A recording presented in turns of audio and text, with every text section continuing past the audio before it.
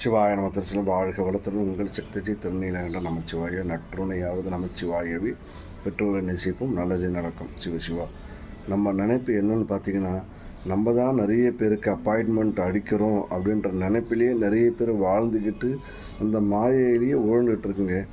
எல்லாருக்குமே நம்ம அடித்த ஆளுக்கும் அடித்த நமக்கும் மேலே ஒருத்தர் இருந்து ஒரு அப்பாயின்மெண்ட் அடிக்கிறான்றத நம்ம மறந்து போய் ஆணவமாக ஆடும்போது தாங்க நம்மளுடைய தேவையில்லாத விஷயங்கள் செய்து அதில் மாட்டிக்கிட்டு உருண்டுக்கிட்டு மீண்டு வெளியே வராத அளவுக்கு இறைவன் நம்மளுக்கு அப்பாயின்மெண்ட் அடிக்கிறாருன்னு புரிஞ்சுக்கிட்டால் போதுங்க. இறைவன் செயலால் தான் அனைத்துமே நடக்குது. நன்மையும் தீமையும் கிடையாதுங்க. நன்மையை நம்ம செய்தோன்னா நம்மளும் நம்மளோட சந்ததிகளும் அனுபவிப்போம்.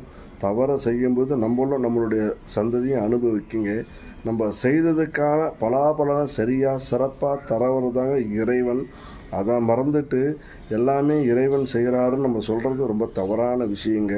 அதுதான் என்னென்னா, நம்ம எப்படி சொல்கிறதுனா, நம்ம எல்லாருக்கும் அப்பாயின்மெண்ட் அடிக்கிறோம். நமக்கே ஒருத்தன் அப்பாயின்மெண்ட் அடித்து தான் இங்கே நம்மளை அனுப்பிச்சி வச்சுருக்கான்றத மறந்துட்டு உழண்டுட்டு ஆடிக்கிட்டு இருக்குன்றத கொஞ்சம் உணர்ந்து செயல்பட்டால் போதுங்க. எந்த ஒரு லாப நஷ்டமும் இறைவன் நமக்கு செய்யலை. நம்ம செய்ததுக்கான பலாபலனை தான் நம்ம அனுபவிக்கிறோன்னு புரிஞ்சுக்கிட்டால் போதுங்க. செய்ததுக்கான பலாபலனை தவறாமல் சரியாக சிறப்பாக நமக்கு தரக்கூடிய அதீத சக்தி எதுன்னு பார்த்தோன்னா இறை சக்தி மட்டும்தாங்க. உணர்ந்து புரிஞ்சு செயல்படுவோம். என்ன அழகானால் எல்லாம் அழகாகும். எல்லாம் இறைவனை நாடுறது.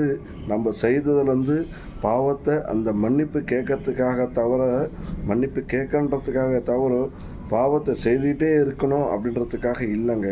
கொஞ்சம் உணர்ந்தால் சரியாக இருக்குன்னு நினைக்கிறேன். சிவாய நமக வாழ்க வளத்துடன் உங்கள் சக்தி திருநீலகண்டம்.